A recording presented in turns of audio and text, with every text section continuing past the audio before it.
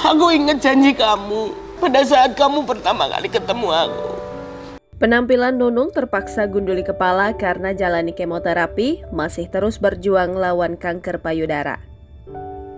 Komedian Nunung diketahui kini masih berjuang sembuh dari kanker payudara. Melansir Tribun Jambi, Nunung rupanya menagih janji kesetiaan sang suami Ian Sambiran. Rupanya Ian Sambiran pernah berjanji untuk selalu menemani dan berkorban baik tenaga dan pikiran untuk Nunung.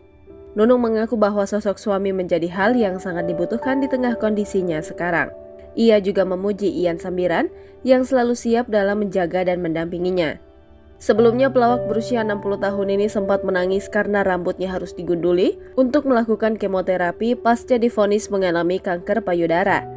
Apalagi rambutnya saat itu sepanjang pinggangnya. Awalnya Nunung mengaku ingin menyisakan sedikit rambutnya.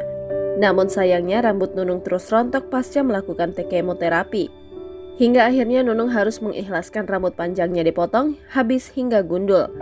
Nunung bercerita bahkan orang yang memotong rambutnya saja ikut menangis. Nunung menuturkan jika saat bekerja ia memakai wig di kepalanya. Bahkan ia mengakui jika kini mengoleksi beberapa wig.